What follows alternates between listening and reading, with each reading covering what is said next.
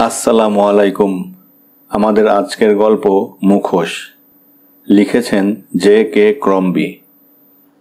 খুনি আর কেউ নয়, একটা মুখোশ। কেউ উপলব্ধি করতে পারবে না, এমনকি নিহত ব্যক্তিটিও। তারা ভেবেছিল অন্য লোকের মতোই তার মুখ, কিন্তু কতই না অজ্ঞ তারা। এ ব্যাপারে তার আরও প্রমাণের প্রয়োজন হলে বলবো, ওই মুখোশটা অবশ্যই কাজে লাগবে। বাসের মধ্যে মুখোশ পরে তার পাশে বসে সে যেত। ভারী সুন্দর দেখতে মেয়েটি, কিন্তু পুরুষটি মুখোশ পরিহিত বলে মেয়েটি তাকে আদৌ দেখতে পাচ্ছিল না। মেয়েটিকে তুলে আনার ব্যাপারটা খুবই সহজ ছিল। বেশ কিছুক্ষণ ধরে একটা বারে বসেছিল সে।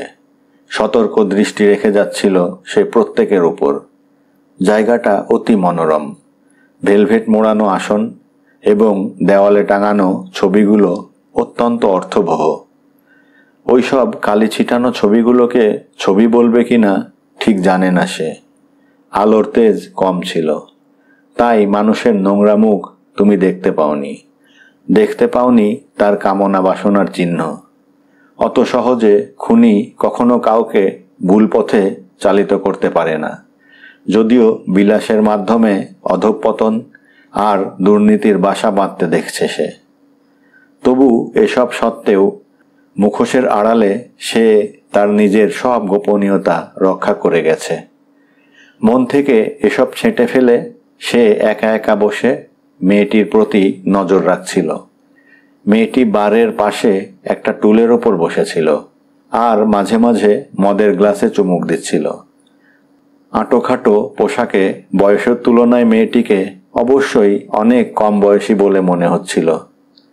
তার মেকআপ ছিল সম্ভ্রান্ত ও আবেদনপ্রবণ, কিন্তু বয়সের ভারে তার চোখের কালিমা পুরোপুরি সে ঢাকতে পারেনি।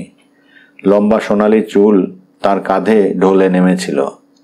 তার চারপাশে ড্রিঙ্কের ফরমাশ যারা নিচ্ছিল, তাদের মধ্যে খুব কম লোকের সঙ্গেই সে কথা বলছিল। অস্বস্তির মধ্যে তারা কোনো রকমে মুখে হাসি ফোটাবার চেষ্টা করছিল।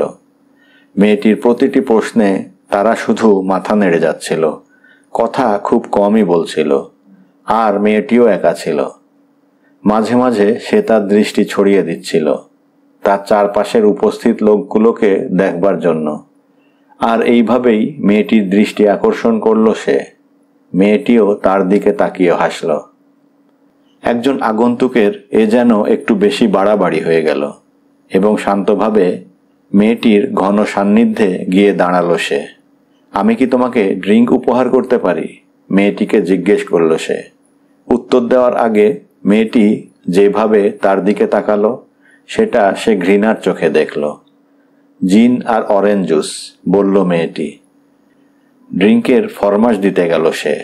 সেই ফাঁকে মেয়েটি তার হাত ব্যাগ থেকে একটা ছোট্ট আয়না বার করে তাড়াতাড়ি তার মেকআপটা ঠিক আছে কিনা দেখে নিল। একটু পরে মেয়েটির কাছে একটা টুল এনে নিয়ে বসলো তার পাশে। আমি ডেভ, নিজেই সে তার পরিচয় দেয়। আর আমার নাম জেনেথ। ড্রিঙ্কের জন্য ধন্যবাদ। তার কণ্ঠস্বর ভয়ঙ্কর বলে মনে হলো, যা তাকে পিছু হটতে বাধ্য করল। সে ঠিক করল তার কণ্ঠ সে রুদ্ধ করবে না, কিন্তু সে তার জিভ কেটে দেবে। হ্যাঁ, সেটাই হবে অনেক বেশি আকর্ষণীয়। কিছু অসংলগ্ন কথাবার্তা বলল তারা, যার কোনোই অর্থ হয় না। রঙিন আলো কখনো উদ্ভাসিত হচ্ছিল, আবার কখনো বা নিভে যাচ্ছিল। ওদিকে চটুল বাজনার তালে তালে নোংরা লোকগুলো মেয়েদের চারপাশে নাচতে শুরু করে দিল। এ যেন পুরুষ জাতের কলঙ্ক, ভাবল সে। ঘটনাক্রমে আরও দুবার ড্রিঙ্ক করার পর মেয়েটি বলল, আমার জায়গায় তুমি কি ফিরে আসতে চাও? ভুরু তুলে তাকালো সে। তার সেই চাহনিতে অনেক প্রশ্ন জড়িয়েছিল। ডেভ এর মনে হলো সে যেন তার জন্যই একজন পুরুষকে ধরে নিতে এসেছিল এখানে। খুব একটা দূরে নয়, নিরীক্ষণ করে দেখল সে, কিন্তু মেয়েটির প্রশ্নের কোনো উত্তর দিল না। মেয়েটি তখনও বলে চলে, 20 পাউন্ড দিলেই চলবে, আর তার বিনিময়ে আমাকে নিয়ে রাত কাটাতে পারবে তুমি। মেয়েটির কথাই একটা কাতর অনুনয় ছিল। এবার সে তার প্রস্তাব বিবেচনা করে মাথা নোয়ালো। কিন্তু মেয়েটির প্রতি ঘৃণা, অবজ্ঞা ঢাকার জন্য মুখোশটাকে ঠিক জায়গায় রাখতে গিয়ে তাকে তার মনের সঙ্গে প্রচণ্ড লড়াই চালাতে হচ্ছিল। অতএব প্রায় সারাটা রাত বসে কাটালো তারা। মেয়েটি ভাবল, অন্য 5টা খরিদ্দারের মতো সেও বুঝি একজন, আর একবার অন্ধকার জগৎ থেকে সহজে অর্থ কামিয়ে নিতে পারবে সে। ওদিকে মুখোশের আড়ালে নিজের মনে হাসল সে। পকেটে হাত দিতেই একটা ছবির শীতল স্পর্শ অনুভব করল সে। সেই সঙ্গে একটা তাগিদ, এবং সেই শীতল ধাতব জিনিসটা নিয়ে নাড়াচাড়া করতে থাকলো পকেটে হাত ঢুকিয়ে। জেনেত তার হাত দিয়ে ধুলোমলিন জানালা পরিষ্কার করতে গিয়ে পিটপিট করে তাকালো। বাইরে একজন চীনাকে জানালার সামনে থেকে সরে যেতে দেখল সে। মেয়েটি এবার ডেভের মুখোমুখি হয়ে তার মুখ থেকে চুইংগাম ফেলে দিল মেঝের ওপর। উদ্দেশ্য, সে তার সঙ্গীর সঙ্গে ভালো করে কথা বলতে চায়। মেয়েটি যখন জানালার সামনে দাঁড়িয়েছিল, সে তখন রং করা মুখের দিকে তাকিয়েছিল অনেকক্ষণ। কিন্তু এখন তাকে সংযত হতে হবে, ভাবল সে। এখানে আমাদের নামতে হবে, বলল জেনেত। কোনো রকমে নিজের পায়ের ওপর ভর দিয়ে মেয়েটি উঠে দাঁড়ালো এবং বাসের দরজার কাছে আসতে গিয়ে তার পা দুটো অসম্ভব টলছিল। এক সময় বাস থেকে নামতে গিয়ে হোঁচট খাওয়ার মতো জলসিক্ত বাসের মেঝের উপর পড়ে যাচ্ছিল সে। ঠিক সময় একটা অবলম্বনের জন্য জেনেট তার একটা হাত ধরে ফেলল। তাতে ক্রুদ্ধ হলো ডেভ। তখনই তার বুকে ছুরি মারার জন্য খুব ইচ্ছে হলো তার, কিন্তু বাস চালক লক্ষ্য করছিল তাদের, এবং কি ভেবে ডেভের দিকে স্থির দৃষ্টি রেখেছিল সে। ডেভ তখন এমন ভাব দেখায় যে বাস চালক যাতে বুঝতে পারে খারাপ উদ্দেশ্য নিয়ে মেয়েটির সঙ্গী হয়নি সে। কিন্তু সেটা আর সম্ভব নয় এখন। দ্রুত মুখ ঘুরিয়ে নিয়ে পিচ্ছিল ফুটপাথে নেমে এলো সে। হঠাৎ সেই প্রচণ্ড বৃষ্টিধারা থেমে গেল এবং রাতের আকাশ পরিষ্কার হয়ে যেতে দেখা গেল। পানি জমে গেছে সব জায়গায়। বাতাসের তীক্ষ্ণতা দেখে তার পকেটের ছুরিটার কথা মনে পড়ে গেল ডেভের। রক্তাক্ত ছুরিটা পরে সে কি করবে? পরিষ্কার জমা পানির দিকে তাকিয়ে খুশি হলো। বাস থেকে নামার পর একটা কথাও বলেনি জেনেত। ডেভকে সঙ্গে নিয়ে রাস্তা পেরোচ্ছিল সে। একটা গাড়িকে পথ করে দেওয়ার জন্য থমকে দাঁড়ালো তারা। ট্রাফিক সিগন্যালের সবুজ আলো নিভে প্রথমে হলুদ, পরে লাল আলো জ্বলে উঠল। এখন তারা অনায়াসে রাস্তা পার হতে পারে। এটাই সময়, ভাবল ডেভ। আমি স্পষ্ট দেখতে পাচ্ছি, হঠাৎ বলে উঠল মেয়েটি। কি? চমকে উঠে জিজ্ঞেস করল ডেভ। তারপর সে উপলব্ধি করল কি বলতে চায় মেয়েটি। তুমি হাসছ, বলল মেয়েটি। হ্যাঁ হ্যাঁ, আমার মনে হয় আমি হাসছি। কুত্তি, মনে মনে সে তাকে গালাগাল দিল। সঙ্গে সঙ্গে ভাবল, মেয়েটি তার মুখোশের আড়ালের চেহারাটা মুহূর্তের জন্য বোধহয় দেখে থাকবে। তাই সে ঠিক করল তাকে আরো সতর্ক হতে হবে। কখনো কখনো ভয়ঙ্কর আত্মবিশ্বাস বিপজ্জনক হয়ে উঠতে পারে। মেয়েটি একটা অন্ধকার রাস্তায় নিয়ে এলো তাকে। শহরের নিষিদ্ধ এলাকা সেটা। রাস্তার আলোগুলো পুরনো আমলের, টিম টিম করে জ্বলছিল। এখানেই আমার বাড়ি, বলল মেয়েটি। ভালো, এবার বলো তো কেন তুমি এসব করো? মেয়েটি অবাক হয়ে তাকালো তার দিকে। স্বপ্নালোকে তার ঠোঁট দুটো কালো দেখাচ্ছিল। কি বললে? এইভাবে পুরুষদের সঙ্গে মেলামেশা করা? আমার মনে হয় না এরকম প্রশ্ন এর আগে কেউ আমাকে করেছে। বেশিরভাগ পুরুষ আমার কাছে আসে তাদের জীবনের কথা, সমস্যার কথা আমাকে বলার জন্যে, আর আমার দুঃখের কথা শোনার জন্যে। একটা পরিপূর্ণ হাসি ফুটে উঠতে দেখা গেল মুখোশের ঠোঁটে। আমি সেই বেশিরভাগ লোকদের দলে নই, বলল সে। তাহলে বলি, সেই চিরাচরিত ব্যাপার ছাড়া সত্যি কথা বলতে কি, এ পথে আমার নামার অন্য আর কোনো উদ্দেশ্য থাকতে পারে না। এ কাজ না করলে আমাকে অনাহারে মরতে হতো। কিন্তু তুমি কেন জিজ্ঞেস করছো?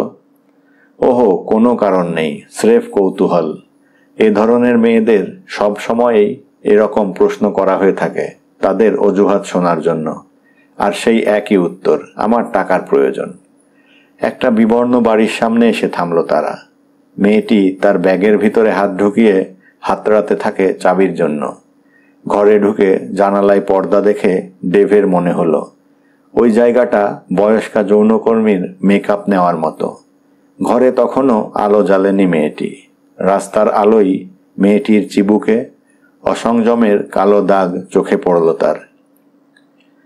ঘরের ভেতরটা অন্ধকারে ডুবেছিল। সেই অন্ধকার যেন মেয়েটিকে গিলে ফেলল। একটু ইতস্তত করে ডেভ। হঠাৎ এক অনিশ্চয়তা দেখা দেয় মুখোশের আড়ালে। এসো, দেরি করো না, জানো তো পুরো রাতটা আমরা পাচ্ছি না। জেনেতের রুদ্ধ কণ্ঠস্বর ভেসে আসে। অবাক চোখে এদিক ওদিক তাকায় সে, কিন্তু মেয়েটিকে দেখতে পায় না। রাস্তার আলোর দিকে বারবার তাকায়। তারপর অন্ধকারে সেই ধবধবে সাদা হাতটার দিকে সে তার হাত বাড়ালো এবং অভ্যাসবশত একটা হাত তার কোটের পকেটের ভেতরে চলে যায়। হ্যাঁ, সত্যিই তো, পুরো রাতটা তারা পাবে না। তাই রাত ফুরিয়ে আসার আগেই কাজ সারতে হবে তাকে, ভাবল সে। দরজাটা তার পিছনে প্রায় নিঃশব্দে বন্ধ হয়ে গেল। ঘুম ভাঙতেই তার চোখের সামনে একটা তীব্র আলো ঝলসে উঠল ও তার মাথায় তখন তীব্র যন্ত্রণা। অর্ধনিমিলিত চোখে সে দেখল তার মাথার উপরে একটা বাল্ব অপরাধীর মতো ঝুলছে। উঠে বসবার চেষ্টা করল সে, কিন্তু একটুও নড়তে পারল না। কেন যে পারল না বুঝতে পারে না সে। মাথাটা তুলে চারিদিকে দেখবার চেষ্টা করল। সে দেখল সে তখন নগ্ন অবস্থায় এবং একটা ধাতব ফ্রেমের সঙ্গে শক্ত করে বাঁধা অবস্থায় পড়ে রয়েছে বিছানায়। কি ব্যাপার তার অস্পষ্ট মনে আছে। অন্ধকারে কিছু একটা নড়ে চড়ে বেড়াতে দেখেছিল সে তখন। একটা শক্ত কিছুর আঘাত এসে লেগেছিল তার মাথায়, কিন্তু সেটা কখন কিংবা কোথায় যে ঘটেছিল জানে না সে। তার পিছনে দরজাটা খুলে গেল এক সময়। আহ, তুমি এখনো জেগে আছো, বলল জেনেট। তার গলার স্বর শোনার পর শান্ত ও স্থির হয়ে রইল সে এবং তার হাতের বাঁধনের দিকে ব্যর্থ দৃষ্টি নিয়ে তাকালো। নোংরা মেয়ে, ফিসফিসিয়ে বলে উঠল ডেভ। আমাকে এখন যেতে দাও। দুঃখিত, সেটা এখন আর সম্ভব নয়, বলল জেনেট। তার পাশে হাঁটু মুড়ে বসে পড়ল সে। ব্যাপারটা কি রকম মজা জানো, কথায় কথায় বলল জেনেট। তুমি আমাকে জিজ্ঞেস করছো কেন আমি পুরুষদের ধরে নিয়ে আসি এখানে? একটা কি যেন তার হাতে ঝনঝন করে উঠল তার কথার ফাঁকে ফাঁকে। আর তখনই হঠাৎ এক সত্যিকারের অজানা ভয়ে আচ্ছন্ন হয়ে পড়ল সে। আমি তোমাকে বলেছিলাম না পুরুষদের ধরে না আনলে আমাকে অনাহারে থাকতে হবে? আমি মিথ্যে বলিনি। এই বলে সে তার হাতের বাঁকানো ইলেকট্রিক ছুরিটা তুলে ধরল। তারপর সেই ধারালো ছুরি দিয়ে ডেভের একটা আঙুল উড়িয়ে দিয়ে ভাবতে শুরু করল। অতঃপর। ধন্যবাদ।